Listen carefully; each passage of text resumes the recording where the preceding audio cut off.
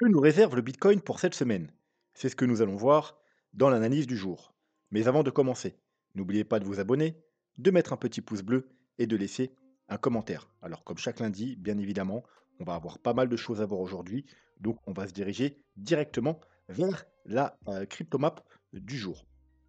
Donc, le Bitcoin, il est légèrement haussier aujourd'hui, il rebondit et on a plus ou moins l'ensemble des altcoins qui, le suivent et qui font des hausses de 5 à 10 mis à part Cake qui nous fait un très joli, 41 et à l'inverse, on a X qui nous fait un moins 10 mais les altcoins en négatif sont, très largement minoritaires.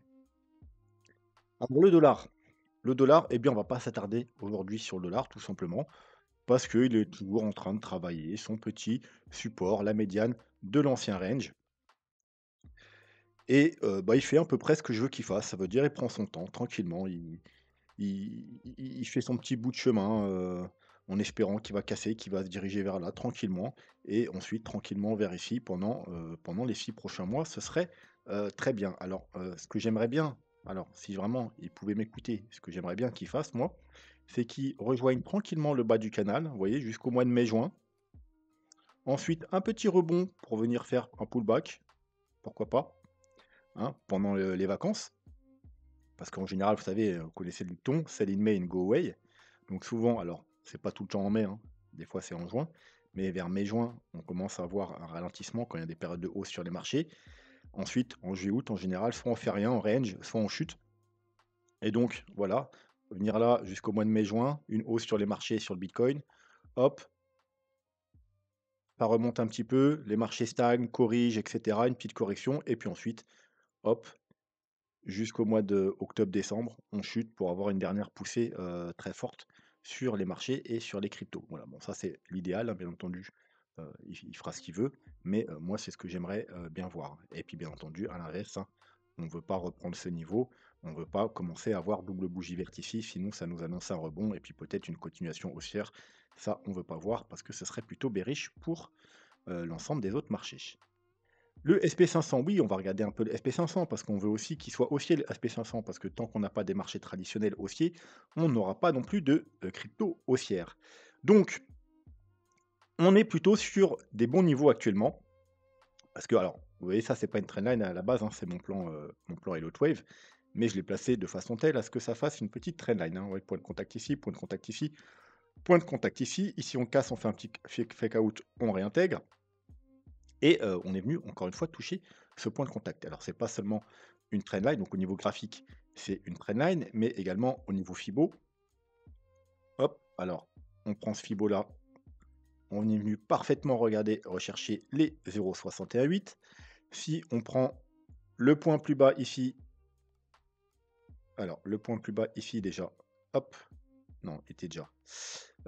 Donc oui, le point plus bas ici, bon, bah là, on n'est pas venu rechercher, donc ça pourrait être, si jamais on cassait la trendline, ça pourrait être le prochain point intéressant au 5371 et au contraire, là, si on récupère les 0,236, c'est plutôt bon signe. Et si on prend tout en bas, tout en bas, tout en bas, eh bien, on est venu parfaitement rechercher le Fibo 0,236, donc c'est un gros niveau. Et ensuite, hein, si on casse, on pourrait revenir jusqu'aux 5100 $. Donc, le SP500 est sur un niveau de support, donc il ne faut pas s'étonner, qu'il y ait un rebond. Maintenant, il faut récupérer également ce niveau. Vous voyez, c'est un niveau important, hein, c'est tout simplement, c'était juste, des targets par rapport à mes fibos, mais ça a été plutôt, bien, respecté. Donc ça pourrait être plutôt positif si on récupère. Bien entendu, on va se mettre un fibo dans l'autre sens et ce qu'on veut, nous, c'est récupérer les 0,382, donc voilà, qui sont légèrement au-dessus, aux 5747, pour espérer aller rejoindre dans un premier temps la zone de rechargement de short, et puis ensuite, si ça casse, aller faire de niveaux plus haut. En ce qui concerne le RSI, on est également sur toujours des niveaux intéressants. Ça arrive pas souvent, ça arrive une fois par an souvent, un peu comme sur le Bitcoin, une ou deux fois par an, en survente au niveau du RSI, comme ici, vous voyez, le point bas ici, comme ici, le point bas ici, comme ici, le point bas ici, et comme ici, le point bas ici. En général, tous les points bas viennent rechercher la zone de survente. Alors, par contre, qui me dérange légèrement, enfin ce qui me dérange, ça me dérange pas, mais, ouais, ici, on vient faire un V-bottom, on remonte direct, on vient pile poil chercher, la zone de survente. Là, on vient pile poil chercher la zone de survente, on remonte direct. Et là, qu'est-ce qu'on fait? Eh bien, on fait mon setup que j'adore, c'est-à-dire on revient en dessous, hein, on vient pas pile poil, on vient en dessous, comme ici aussi pareil, on vient en dessous de la zone de survente, on rebondit, alors hop, on va zoomer un petit peu. Vous voyez, on vient en dessous de la zone de survente, on crée un bottom, on rebondit, on fait un plus bas et on fait une divergence. Voilà, vous savez que ça, c'est mon setup préféré pour des bottoms. Ils se produisent pas toujours parce que des fois, comme vous l'avez vu, il y a des V-bottom, mais en général, les V-bottom, vous voyez, on vient rechercher pile poil, comme ici, on vient chercher pile poil la zone de survente. Ici, V-bottom, on vient chercher pile poil la zone de survente. Hem, tac, tac, tac, il était où l'autre exemple? Ah, je ne le trouve plus. Voilà, là, on est revenu légèrement en dessous aussi. On a rebondi, on est venu faire un plus bas et après, on vient faire une divergence. Et là, eh bien, on est revenu en dessous. Donc oui, ça peut être un V-bottom comme ici, mais en général, quand c'est vrai que souvent, quand on vient en dessous, eh bien, on a, bah, notre fameux rebond, on vient faire un nouveau plus bas et on vient faire une divergence. Donc, faut être prudent parce que on pourrait encore avoir une petite chute et une petite divergence, pas obligatoire, hein, mais vu qu'on est venu en dessous, on n'est pas venu pile poil comme, souvent, les V-bottom, on est venu un peu en dessous. Il y a quand même des chances qu'on fasse un rebond, un léger plus bas, une divergence et qu'ensuite là, on forme notre bottom. Voilà, donc effectivement, on est venu atteindre, comme on l'a vu, avec la trendline et les points Fibonacci, on est venu parfaitement chercher, un niveau de support important. Mais voilà, il faudra surveiller. Il ne faudra pas paniquer si on voit qu'on fait un plus bas et qu'on faut une divergence et qu'on commence à rebondir. Au contraire, il y aura de fortes chances, si ça se produit, que le bottom soit fait, si il n'a pas déjà été trouvé ici, bien entendu. Bon, donc, bon, bah, tant que, on ne vient pas recasser là et qu'on n'a pas des gros décrochements baissiers, hein, on fait juste un léger niveau plus bas, je dirais tout va bien sur SP500. Heu, voilà, donc pour l'instant, il y a pas de quoi s'inquiéter. Au contraire, on est plutôt sur une zone qui est potentiellement proche, d'un bottom. BTC, CME futur, alors on va y revenir après, hein, on va rapidement voir les gaps, on va y revenir après parce qu'aujourd'hui on va faire l'analyse, comme je vous l'avais promis, sur le, CME futur. Donc la semaine dernière, on a un gap qui a été ouvert aux 87 110 qu'on n'a pas comblé. Cette semaine, c'est, la semaine où il faut qu'ils viennent le combler, sinon après le gap perd énormément en pertinence. Comme vous le savez, les gaps classiques, et c'est un gap classique, ont 90 de chances d'être comblés. La plupart du temps, on va dire 80 de chances, ils sont comblés dans les 2 semaines qui suivent le gap. Donc là, ils sont extrêmement pertinentes. Ça veut dire qu'il faut être prudent, hein, que ce soit un gap baissier ou haussier, parce qu'il y a des fortes chances qu'ils reviennent combler le gap dans les 2 semaines qui viennent. Donc là, on est dans la deuxième semaine. Mais ensuite, par contre, s'ils ne sont pas comblés au bout de 2 semaines, eh bien, ils perdent énormément en pertinence parce que, faut plus se dire: «Bah, il y a un gap donc du coup, de toute façon on va revenir là». Non, puisque après ça peut mettre extrêmement longtemps pour être comblé. Alors ça peut être comblé dès la troisième semaine, mais ça peut être comblé également 6 mois ou un an après. Voilà, hein. S'ils sont pas comblés dans les 2 semaines, après il y a plus trop de data. Ça peut prendre 2 semaines de plus, mais ça peut prendre, 2 ans de plus. Voilà. On sait qu'il y aura 90 de chances qu'il sera comblé un jour, mais un jour, on ne sait pas quand. Voilà, donc heu, il y a toujours des chances importantes qu'on vienne combler le gap cette semaine et bien entendu, il faudra être prudent parce que si on vient là juste pour combler le gap et après on peut bien entendu repartir à la baisse ou faire un petit excès et repartir ensuite à la baisse. Donc ça sera une zone où il faudra être quand même prudent. Cette semaine, en daily, il n'y a pas de nouveaux gaps qui sont ouverts, comme vous pouvez le voir. Par contre, on a un gap 4 heures qui est là, vous voyez, hop, et qu'on a potentiellement, on vient de combler d'ailleurs. On vient de combler et vous voyez, hop, on repart un petit peu à la baisse. Donc attention, hein, le petit rebond d'aujourd'hui, c'est peut-être un, alors vous savez que on regarde beaucoup moins souvent, enfin du moins quand il y a des gaps daily, on ne s'occupe pas des gaps de 4 heures. Quand il y a pas de gap daily, on va quand même vérifier s'il y a pas un gap 4 heures parce que, même s'ils sont moins pertinents que les gaps daily, ils jouent leur rôle également et souvent aussi on vient les combler. Donc là on l'a comblé, donc prudence. Le petit rebond actuel, c'était peut-être simplement pour venir combler le gap, voilà. Si par contre on commence à faire des clôtures tranquillement au-dessus, du gap, donc au-dessus du niveau qu'on va voir après, bon, théoriquement, c'est bon, on n'est pas venu juste pour combler le gap, on pourra poursuivre ce petit rebond. Allez, on laisse ce graphique pour l'instant, on y reviendra après. On va on va voir rapidement le bitcoin. Alors, je sais pas pourquoi j'ai double graphique du SP500 là. On va rapidement le voir le bitcoin court terme parce qu'il y a pas grand-chose à dire en fait. On est toujours non, au même point que les 2 dernières vidéos, ça veut dire en train de travailler toujours cette première résistance, hein, c'est une résistance court terme, daily. Daily, vous pouvez l'avoir en 3 jours aussi, ouais, hop.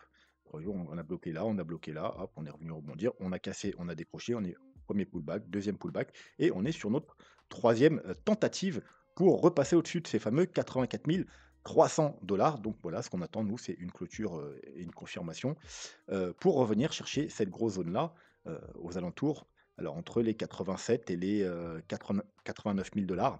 Confluence entre la zone de rechargement très court terme, la zone de rechargement de short moyen terme et la trendline baissière et bien évidemment également le gap. N'oubliez pas au 80, j'ai dit combien le gap?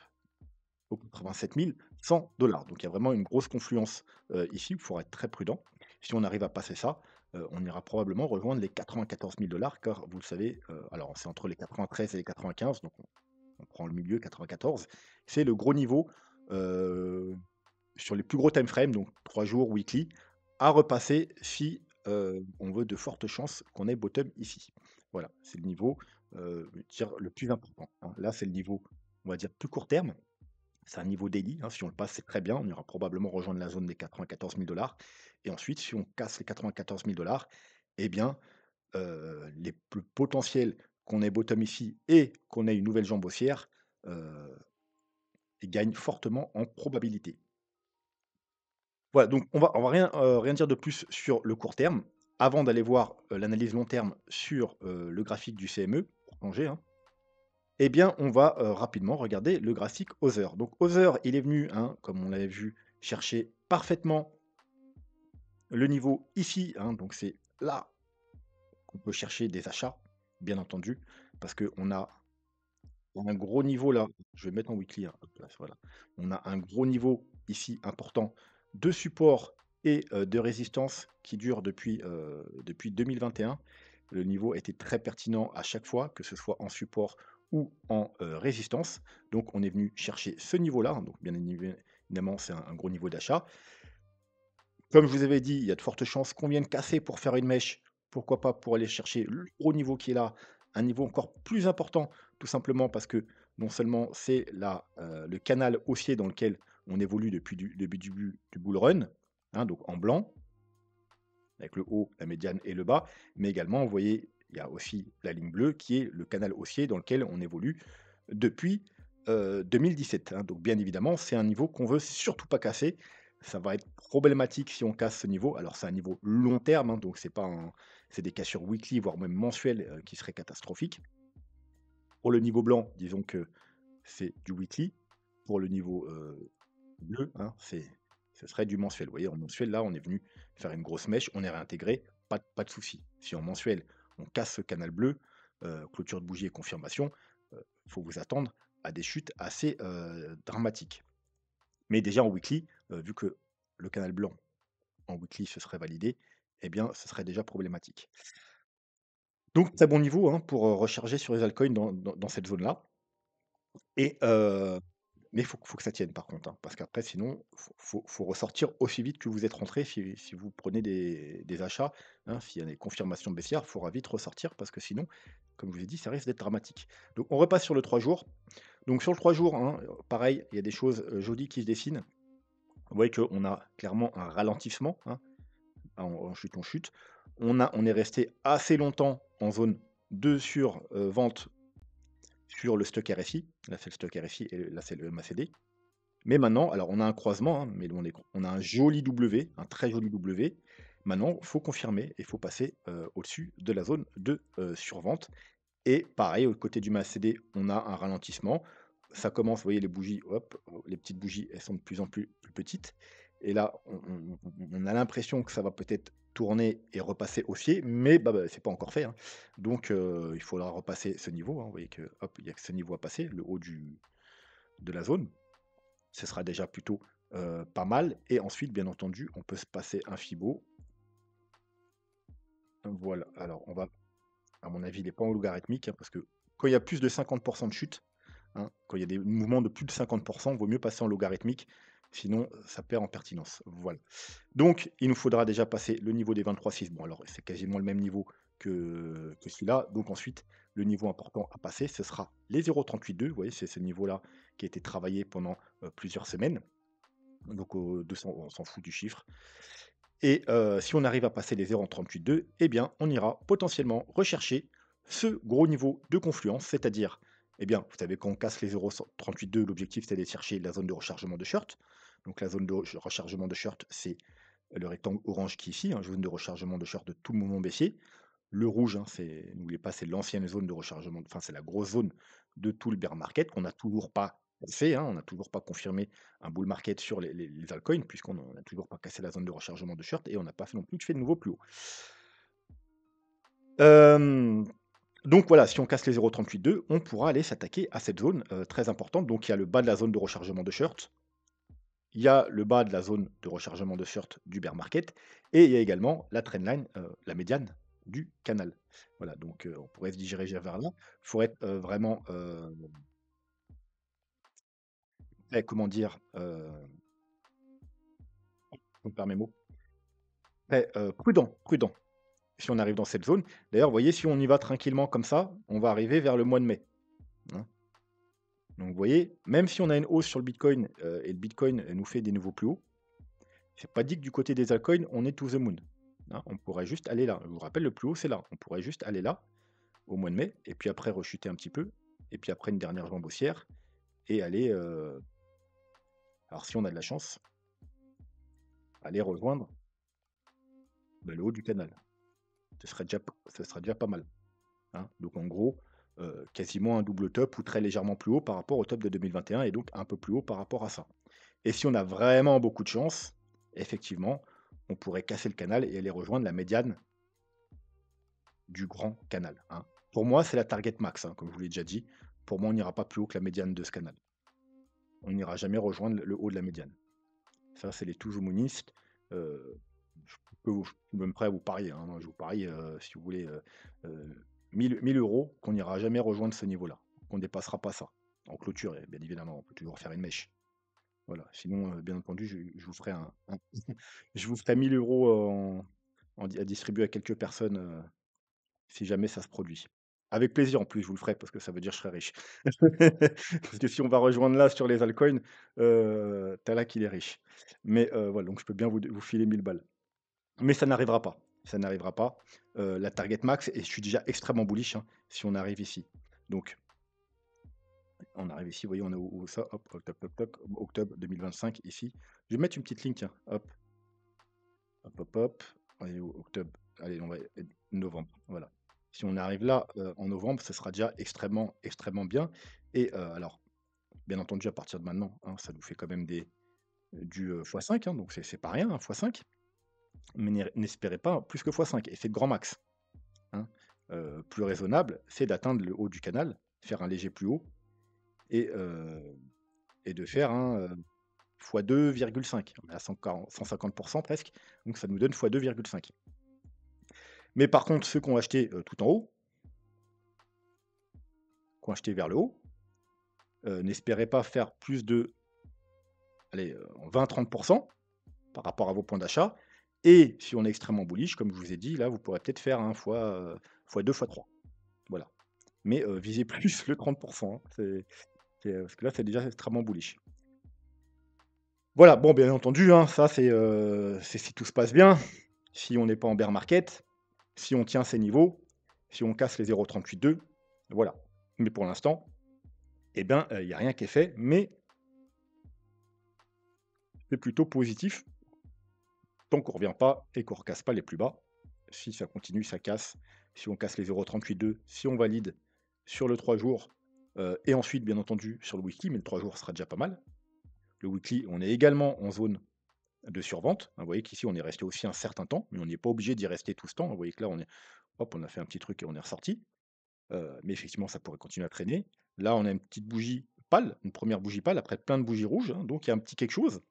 Mais, de toute façon, on verra d'abord, les résultats en 3 jours et après pour valider, hein, je pense que si on arrive à casser ce niveau, on aura peut-être les validations 3 jours et si on arrive à casser les 0,38,2, je pense qu'on aura aussi la validation weekly et qu'on pourra se diriger vers ici. Et voilà, on va pouvoir attaquer le gros du jour, c'est-à-dire l'analyse du CME, sur des time frames importants. Mais avant ça, je vous rappelle que, si vous voulez soutenir la chaîne, vous pouvez, faire des petites donations en crypto, utiliser les liens d'affiliation ici, c'est sur les plateformes que j'utilise personnellement pour trader et investir, sur les crypto-monnaies bien sûr, et Trade Republic, la meilleure plateforme pour moi pour investir sur les marchés traditionnels et je vous le répéterai jamais assez, c'est très important de se diversifier, ne restez pas full crypto. Voilà. Et si vous avez plus d'argent, bon bah, lorsque espérons qu'il y ait une fin de bull run, lorsque vous prendrez, vos profits, gardez-en pour vous diversifier, que ce soit en immobilier ou sur les marchés traditionnels. Vous avez Ledger pour sécuriser vos cryptos. Vous pouvez faire une petite donation avec le petit merci qui est ici, très simple. Et sinon, vous pouvez aussi rejoindre la chaîne euh, avec des abonnements qui vont de 2,99 à 14,99. Ça vous donnera droit à des petits bonus pour vous remercier et notamment les vidéos spéciales membres. Il y en a une qui arrive mercredi. Bitcoin étant son dur, que faire? C'est un peu, on voit qu'est-ce qu'on peut faire en ce moment sur les marchés pour se protéger, pour profiter d'une future jambe ou d'un potentiel bear market. Alors pourquoi j'ai mis ça? Faut voir la vidéo, bien entendu, hein. Tu as la crossover, point d'interrogation. Hem, pour voir pourquoi j'ai mis ça, il faut regarder la vidéo et pour regarder la vidéo, bah, il faut être, membre de la chaîne.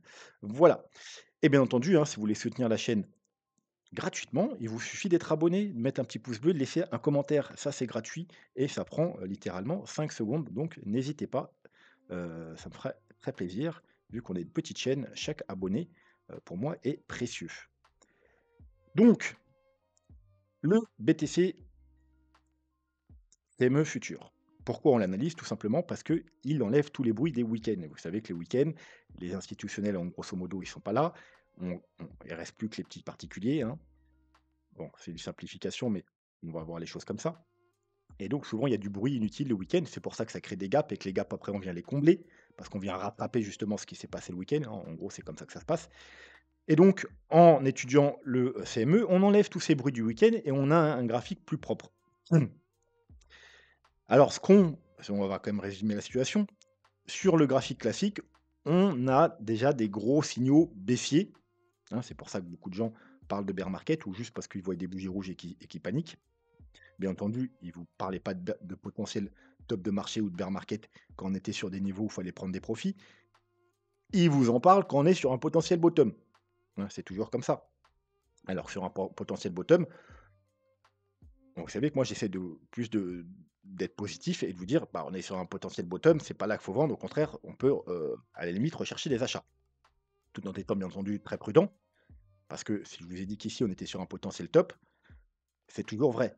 Sauf que je vais pas appuyer là-dessus maintenant parce que je n'ai pas envie de vous faire vendre sur un bottom. Moi, je voulais vous faire vendre ici et non pas ici. Là, au contraire, alors, encore une fois, pour l'investissement, vous savez ce que j'en pense. Pour moi, hein, les investissements, ils étaient à faire ici, ici et à dernière limite ici. À chaque fois, je vous ai dit, hein, c'est le bon moment pour acheter un investissement. Pour moi, bon, c'est plus trop le temps. Parce que vu que justement, on a fait un potentiel top, même s'il y a encore de fortes chances, jusqu'à preuve du contraire, qu'on ait une nouvelle jambe haussière, eh bien, on n'en est pas sûr. Donc, en investissement, même si on a des bons niveaux d'achat, pour moi, c'est plus des niveaux d'achat de trading, de swing trading ou d'investissement court terme, mais avec des niveaux d'invalidation. Voilà, alors que normalement, on n'a pas de niveau d'invalidation en investissement. Le niveau d'invalidation, c'est 0. Voilà. Donc, sur les graphiques classiques, on a des signaux bearish. On a cassé des niveaux sur les petits time frames, donc le daily, le 3 jours, mais on tient encore les niveaux weekly, donc il n'y a non plus rien de catastrophique. Et alors que sur le CME futur, on va le voir que, eh bien, même sur les plus petits time frames, on n'a pas cassé de niveau important et qu'il n'y a rien de catastrophique. C'est juste une petite correction tranquillou, jusqu'à maintenant, tant qu'on casse pas, les niveaux qu'on a cassés et qu'il y a vraiment pas de quoi s'inquiéter, encore moins de parler d'un bear market si vraiment on s'en tient qu'au, graphique du CME. Donc pour ça, on va commencer par enlever le graphique et on va tout simplement commencer très simple avec les moyennes mobiles daily. Et voilà, donc vous savez que, encore une fois, dans un marché, on a plusieurs façons de traduire une tendance haussière ou une tendance baissière. Il y a la théorie de dos, tout simplement, quand on fait des hauts toujours plus hauts et des bas toujours plus hauts. Vous voyez, je ne me suis pas trompé pour une fois. On est en tendance haussière. Et à l'inverse, quand on a des hauts toujours plus bas et des bas toujours plus bas, on est en tendance baissière. Je crois que c'est la première fois que j'arrive à le dire sans me tromper. Ça, c'est la théorie de dos. Voilà, ce qui semble plutôt logique. Bon, avec les moyennes mobiles, une tendance haussière, il y a 2 conditions. Il faut être au-dessus de la moyenne mobile de 100 et être sous, golden cross, c'est-à-dire le croisement bullish, voilà, qu'on a eu ici. Ici, c'était confirmation de tendance haussière. Ici, on était sorti de la tendance baissière puisqu'on n'était plus en dessous de la moyenne mobile de 100, mais on n'était pas encore en tendance haussière puisqu'il n'y a pas eu encore le croisement bullish. C'était neutre, voilà. Et puis depuis, on est bullish. On n'est jamais repassé bearish puisque là, on est passé légèrement sous la moyenne mobile de 100, mais on n'a pas eu d'escrosse. On a failli l'avoir ici d'ailleurs, hein, mais on l'a pas eu. On est remonté. Et là sur les graphiques classiques, on est en train de se battre pour récupérer. Alors est-ce qu'il est on va hop, je vais quand même faire, en même temps. Hop, on va s'enlever le graphique. Voilà, on est en train de se battre actuellement pour récupérer cette moyenne mobile 200 et ensuite il faudra récupérer la EMA 21. Mais voilà, donc alors que sur, notre graphique, on est juste venu faire un petit test tranquillou et on rebondit. Alors, hein, bien entendu, on pourra revenir tester, on pourra même venir un petit peu en dessous comme ici, c'est pas trop grave. Mais en tout cas, pour l'instant, tout va bien. On n'est même pas passé neutre, hein, on est toujours bullish par rapport aux moyennes mobiles et on n'est même pas passé neutre à aucun moment parce qu'on l'a jamais cassé. Donc bien évidemment, ce qui serait bien, c'est d'éviter d'aller faire des plus bas, du moins des clôtures. On pourrait faire un mouvement rapide, faire une petite mèche ici réintégrée, mais on voudrait éviter de clôturer en dessous de ce niveau pour pas, pour garder nos tendances bullish tout simplement. En 3 jours, c'est pareil, hein, sur les graphiques classiques, je crois qu'on l'a cassé cette moyenne mobile, hein, la moyenne mobile 50, voilà. D'ailleurs, on a cassé la moyenne mobile 50, on est même revenu sur la moyenne mobile 100, donc un très bon niveau de support. Sur le CME, on n'a même pas cassé la moyenne mobile 50, on a fait une mèche réintégrée, une mèche réintégrée, une mèche réintégrée. Voilà. Donc on voudrait bien entendu, encore une fois, éviter de casser ces niveaux-là. Sinon, il y a des fortes chances d'aller rejoindre, comme on l'a fait précédemment sur ce graphique, classique de Binance, à les rejoindre tout simplement la moyenne mobile 100. Donc ça nous emmènerait vers les 71 000 hein. Ce ne sera pas encore catastrophique, bien entendu, tant qu'on ne casse pas, parce qu'ensuite, vous voyez que là, par contre, c'est bear market, parce que ça nous emmène aux 49 000 $. Si on va aux 49 000 $, on ira plus bas et on ira entre les 30 et 40 000 $ pour finir le bear market. Donc voilà, donc on voudrait éviter de casser cette moyenne mobile, encore une fois avec les clôtures. Si on la casse, c'est pas la fin du monde. On peut aller jusqu'ici, mais par contre, voilà, faut pas casser. Et là, encore une fois, on est venu parfaitement, tester la moyenne mobile 50, et bien entendu, on voudrait éviter de la casser parce qu'ensuite, vous voyez que alors, hein, il y aura le support 3 jours, mais en weekly, il y a plus rien. C'est pour ça que, le mieux, ce serait pas casser les niveaux actuels. Et bande de Bollinger les bandes de Bollinger, on est en train de travailler la médiane et comme vous le savez, on veut éviter de casser la médiane. Alors, encore une fois, c'est pas la fin du monde, ça arrive qu'en bull market, on casse la médiane, mais c'est déjà un signal négatif. Vous voyez, si on l'a cassé, on est venu sur le bas, effectivement, on a pu, mais vous voyez qu'on n'est pas allé beaucoup plus haut, on était déjà dans un mouvement correctif. Ici, on l'a cassé, on est venu parfaitement tester le bas, on a réintégré, on peut repartir à la hausse. Là, on est en train de travailler. Donc, on voudrait éviter de casser. Pourquoi? Bah, c'est pas la fin du monde, ça ne voudra pas dire qu'on est en bear market, mais ça veut dire qu'il y aura de fortes chances d'aller retrouver le bas, donc les 60 000 $. Donc bien évidemment, on veut pas. Enfin, si vous voulez du bitcoin pas cher, oui, mais si on va aux 60 000 $, il y aura des fortes chances, vu qu'on aura vraiment cassé des niveaux quand même importants, qu'on aille plus bas. et qu'on soit en bear market.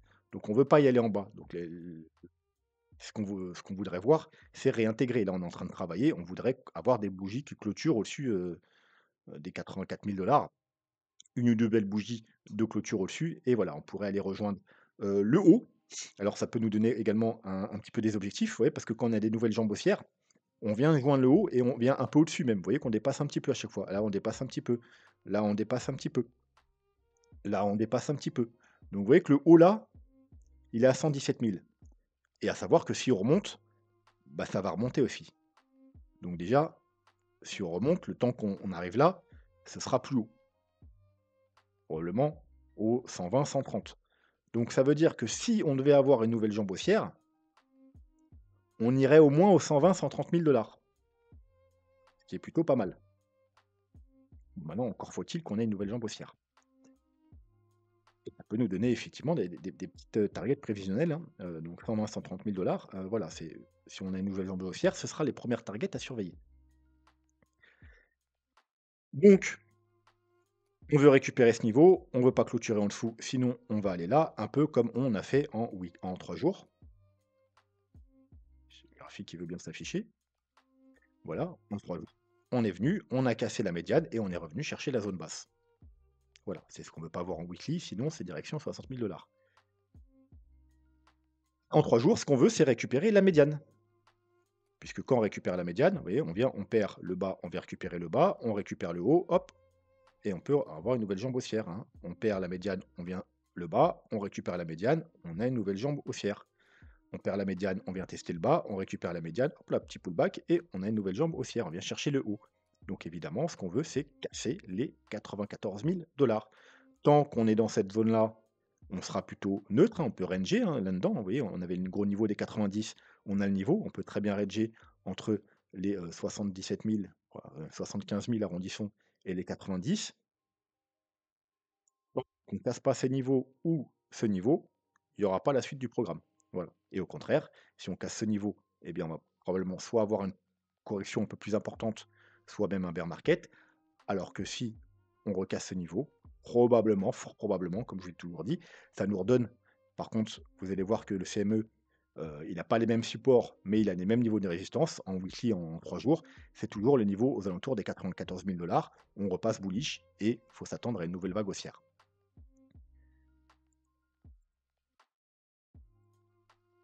Le Gaussian Channel.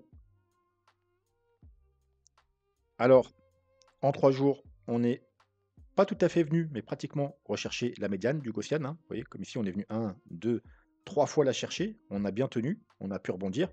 Là, on n'est pas venu la chercher, donc on pourrait, vous voyez, et on est en train d'essayer de récupérer le haut. Donc, vous voyez, on est venu chercher le haut, il fait résistance, on repart. Le haut, il fait résistance, on repart. Donc, on pourrait très bien faire résistance et repartir pour aller un peu plus bas, légèrement plus bas, au niveau des 75 000 par exemple, alors même avec des petites mèches en dessous, 70, 71, on a vu qu'il y a, de toute façon, il y a du gros support entre les 70 et les 75 000, mais on ne veut pas clôturer en dessous et avoir confirmation. Sinon, encore une fois, vous voyez, ça nous amène aux 65 000 $. Et puis, de toute façon, ce serait plutôt très bearish parce que la seule fois dans un bull run où on est venu sous la médiane, c'était ici, qu'on a eu les 50%. Et comme vous le savez, c'était déjà le début de la fin, hein, même si on a pu aller faire un double top, même un léger plus haut. Donc, on voudrait éviter. On voudrait éviter, hein, voilà. On voudrait faire comme ici. Donc on peut venir ici travailler encore, on peut rechuter, on peut faire des petites mèches en dessous, aller chercher un peu plus bas, mais on veut éviter de clôturer en dessous. Sinon, c'est direction ici, et ensuite, voilà, c'est compliqué. C'est compliqué. On pourrait effectivement avoir un gros rebond. Je pense pas qu'on aurait cette. On va refaire la même chose qu'ici, hein. Faut pas rêver. Je pense qu'on aura un rebond après, mais ensuite, une poursuite de la tendance baissière. Donc ça, c'est le 3 jours et le weekly, tout va bien. Encore une fois, on peut encore descendre un peu. Vous voyez, comme ici, on est venu parfaitement par 2 fois chercher le haut, hein. Donc, au niveau des 74 000 $. Donc, on peut venir aux 74 000. On peut faire même une mèche plus bas, hein, 70, 71, 70, 69, 68, pourquoi pas. Mais ce qu'on veut pas, c'est clôturer en dessous. Parce que par contre, voilà, vous voyez que même là, on n'est pas venu clôturer en dessous. On a fait une petite mèche, mais ça a tenu. Là, ça a tenu. À partir du moment où ça craque, c'est le bear market. À partir du moment, où ça craque, c'est le bear market. Alors, j'ai pas un graphique assez long sur le CME, mais à partir du moment où ça craque, voilà, c'est un bear market. Donc bien entendu, on ne veut pas de clôture weekly en dessous des 74 000 $. Une petite mèche, oui, pour venir chercher les 70, 71, voire 68, 69, mais en aucun cas on veut clôturer dans le Gaussian Channel. Sinon, voilà, c'est direction 65 000 $, mais ça tiendra probablement pas, et direction 54 000 et direction plus bas ensuite. Et bien entendu, dès qu'on passera en dessous, ce sera le moment où on pourra commencer tranquillement, hein, pas tout de suite, mais en tout cas, voilà, c'est les bonnes zones d'achat. Voilà, et on va finir par Ishimoku, c'est ça? On n'a pas fait Ishimoku? Donc en 3 jours, on va toujours faire la comparaison avec les graphiques classiques pour vous remettre un petit peu en tête quand même. Donc en 3 jours, on est venu parfaitement s'appuyer 2 fois sur le bas du nuage. Si on le casse, c'est plutôt, vous savez que c'est plutôt dramatique. Parce qu'on n'a pas de support, on n'a plus de support en fait en 3 jours. On n'a rien ici et la lagging span, elle est, pareil, elle est en dessous le prix, la Tenkan et la Kijun, donc il y a rien, jusqu'aux 65 000 $. Après, il faut voir les supports daily et en weekly, excusez-moi, et en weekly, on est en train de travailler la Kijun. Alors là, pour l'instant, elle joue résistance du coup, hein. On l'a cassée. On n'a pas de confirmation de cassure, attention, hein, donc c'est pas, la cassure n'est pas confirmée puisqu'on n'a pas de bougie de confirmation. On a une clôture et encore, c'est une très légère clôture en dessous. Et après, il nous faut une bougie rouge pour confirmer. On a une bougie verte avec même une grosse mèche de rejet. Et là, on est encore en train de travailler. Mais elle joue le rôle de résistance, hein. Donc, tant qu'on n'a pas reclôturé au-dessus et rebougie verte de confirmation, voilà, on n'est pas sauvé. Et ensuite, bien entendu, il faudra casser la Tenkan. Ça veut dire les 94 000 $ pour repasser totalement bullish. Si on repasse là, c'est déjà bullish. Si on repasse là, c'est totalement bullish, puisqu'on sera au-dessus de tout et la Greenspan est déjà au-dessus de tout. Donc on repassera totalement bullish au-dessus des 94 000 $ par rapport à Ishimoku. Mais déjà, si on arrive à repasser là, clôturer et confirmation au-dessus des 84 000 $, ce sera déjà bullish. Pas totalement bullish, mais ce sera déjà bullish. Là, par contre, on est plutôt bearish. Pas totalement bearish parce qu'on n'a pas confirmé et que bien entendu on est toujours au-dessus du nuage, mais on ne va pas attendre de casser le nuage, hein. Et encore une fois, hein, si on est rejeté, vous voyez que la lagging span, les supports, c'est autour, encore une fois, des 65-70 000 $. Et là, le nuage, encore une fois, c'est 60 000 $, hein. Vous voyez, ça nous emmène toujours au même niveau, hein. Donc, c'est pas grave, on va récupérer vite, parce que sinon, il y a toujours un risque de descendre d'une grosse chute. Donc, ce qui nous intéresse, nous, c'est le CME aujourd'hui. Donc, on est revenu également dans le nuage comme sur les graphiques classiques, ah, pas en bas du nuage. Là, on est revenu sur le haut du nuage. Et heureusement, parce que le nuage est fin, hein. Si on vient là, c'est un moins gros support qu'en sur le graphique classique parce que le nuage est fin. Là, gros support, petit support, gros support. Ici, vous voyez, là, on avait un gros support. Donc là, c'était pas grave qu'on est venu sur le bas du nuage parce que c'était vraiment un gros support. Et voilà la preuve, on a fait une grosse mèche parce que c'est un gros support. Là, c'est un tout petit support. Et aussi, la différence avec les graphiques classiques, c'est que la lagging span, sur les graphiques classiques, elle est là. Elle est même, en dessous du non, elle est pas en dessous du nuage, mais elle est en dessous le prix, la Tenkan et la Kijun. Vous voyez, il y a plus grand chose. Alors que là, je vais me hop, eh bien, on a la Tenkan en support, on a la Kijun en support. Donc vous voyez, à peu près au niveau du nuage, on a quand même du gros support entre les 74 et les 79. Là, pareil, pour la lagging span, entre les 76 et les 82, on a du gros support. Donc tout va bien tant qu'on tient ces niveaux en 3 jours. Sinon, bah, effectivement, si on casse ces niveaux, ensuite il n'y a rien jusqu'au, encore une fois, 60 000 $. Et là, bah, là, il n'y a plus rien. Et donc, si on casse 60 000 $ ou, bien entendu, comme d'habitude, le weekly, mais malheureusement, en weekly, eh bien, c'est pareil que sur le graphique.